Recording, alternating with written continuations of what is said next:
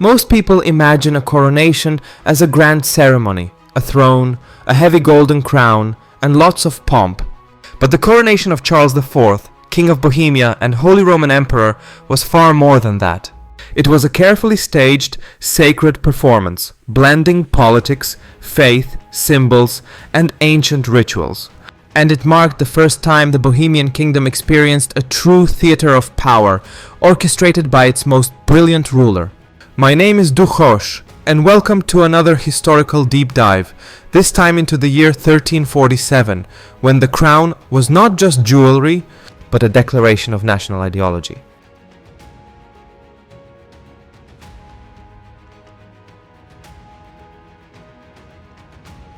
Before the coronation, more than just a crown. The year 1346 was a turning point for the Czech lands. After the death of John of Luxembourg at the Battle of Crécy, his son Charles was poised to take the throne, then still known mainly as the Margrave of Moravia and Roman king-elect. But things were complicated. Some nobles distrusted his ties to the church. Others disliked that he had studied in Italy and was already calling himself King of the Romans before being crowned in Bohemia. Then came the question of legitimacy. Charles needed a coronation not just as a formality, but as a divine endorsement of his rule, and ideally one that would silence any doubt. So he chose a date rich in spiritual meaning, September 2nd, 1347, the feast day of Saint Wenceslas according to the Roman calendar. And the location, St. Vitus Cathedral, still under construction at the time, but already grand enough to bear the weight of history.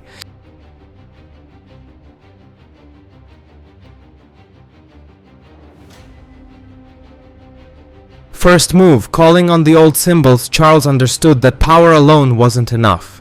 It needed roots, deep ones. So he turned to the cult of Saint Wenceslas, the legendary Duke martyr believed to protect the Czech people. His father John had already commissioned the crown of Saint Wenceslas, but it was Charles who made it the centerpiece of the entire coronation. This crown wasn't just a jewel, it was a relic. Before the coronation, it was placed on the skull of Saint Wenceslas himself. Only then was it used in the ceremony, as if the king were receiving power directly from the patron saint of the land. The message was clear. Charles didn't rule by the will of nobles or the Pope. He ruled as the spiritual heir to Wenceslas, and that struck a deep chord with the people.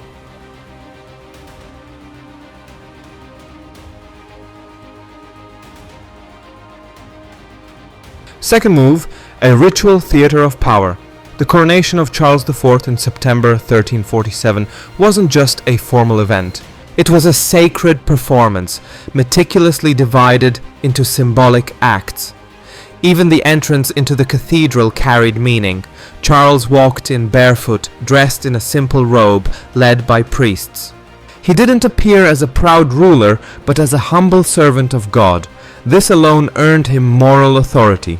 During the ceremony, Charles swore an oath, not only to God but to the people, promising to defend the rights of both the land and the church.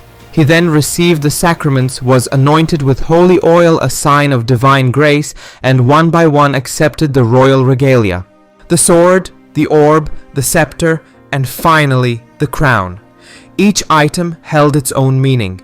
The sword stood for justice, the scepter for authority, the orb for the unity of earthly and divine power. The ceremony lasted hours. It followed the Roman-German coronation model, but Charles inserted distinctly Czech elements. He had Slavic chants sung, emphasized the cult of Saint Wenceslas, and reminded all present of the nation's historic roots. This wasn't just a coronation, it was the birth of a national identity.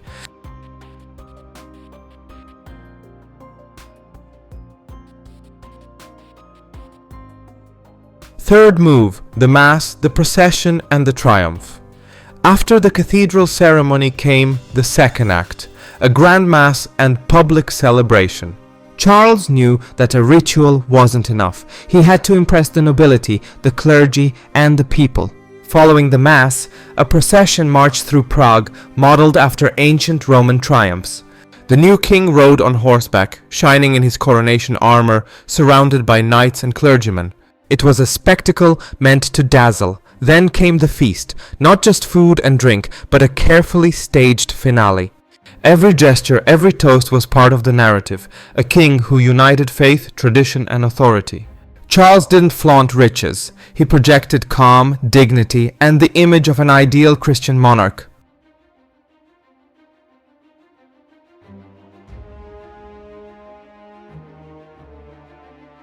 Between the crown and the imperial throne, this coronation was only the beginning.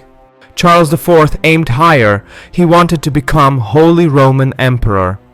And for that, he needed not just legal legitimacy, but popular support. The coronation of 1347 was a brilliant step in that direction. It gave Czech nobles a strong symbol of statehood. The church saw a devout ruler, and the people saw a new father of the nation who respected tradition and understood the future.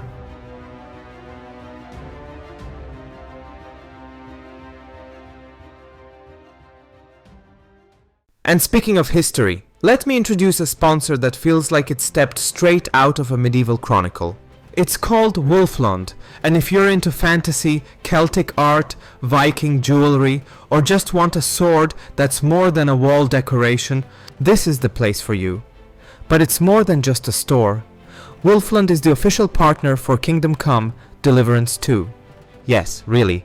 You can even get the legendary Invictus sword, the very one from the game, forged for the real world. I've partnered with Wolflund because they're not only passionate about quality craftsmanship, they also support creators like me, who bring history to life. So if you want to support them and support this channel, check out wolflund.com. And don't forget to use the code Duchos05 at checkout. You'll get 5% off and help keep the past alive. Thanks a lot. And now, let's dive back into history.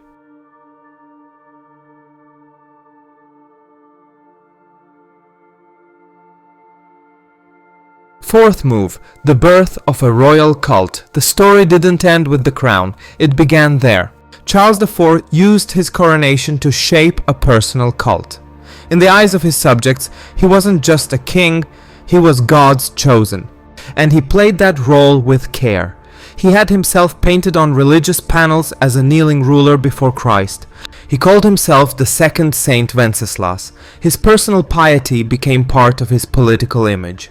He also surrounded himself with relics.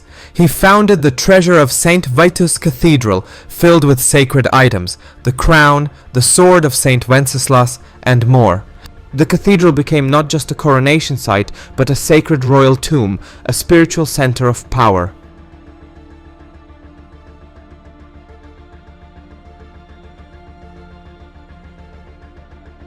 Fifth move, a crown that couldn't be owned. Most royal crowns are inherited. Charles IV did something revolutionary. He declared the crown of St. Wenceslas was not property of the king or the state, but of the saint himself. That meant no king could ever own it. It could only be worn during coronations. It was a relic, not a possession, a symbol of grace that must be earned. Future kings weren't just heirs to a throne. They had to prove they were worthy of St. Wenceslas's legacy. Charles made the crown sacred and power conditional.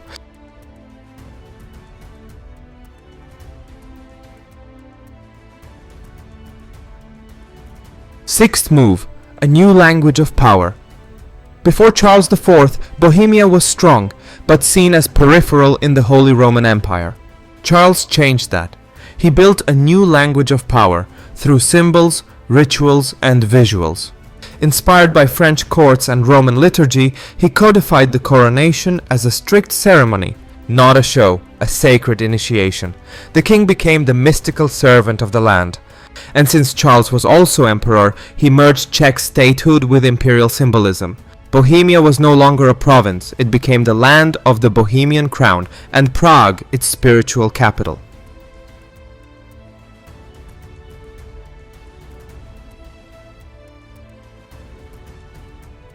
Seventh move, a sacred legacy. At the end of his life, Charles IV didn't just leave an empire.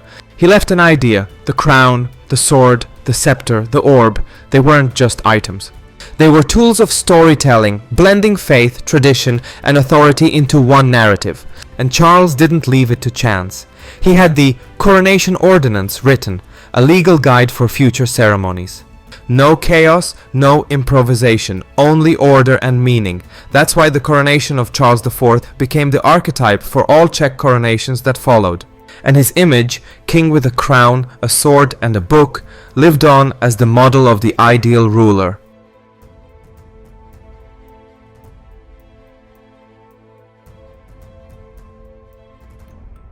Epilogue: the peak of medieval propaganda. At first glance, the coronation of Charles IV might seem like a ceremonial formality.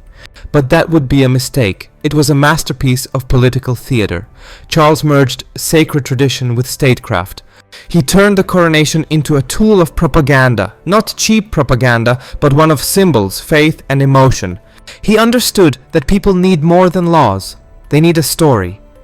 And he gave them one, a king walking in Saint Wenceslaus' footsteps, ruling with sword and soul, wearing a crown that belonged not to him, but to the land. Through this story, Charles IV became more than a king. He became a myth, and the coronation of 1347 was its first and most brilliant chapter.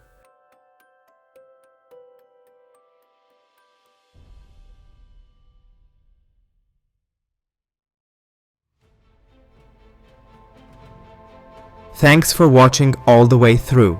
If you liked the video, drop a like, hit that subscribe button, and feel free to share it. It really helps others who care about history too. Let me know in the comments what you'd like to see next, and if you enjoyed this one. Take care, and I'll catch you in the next video.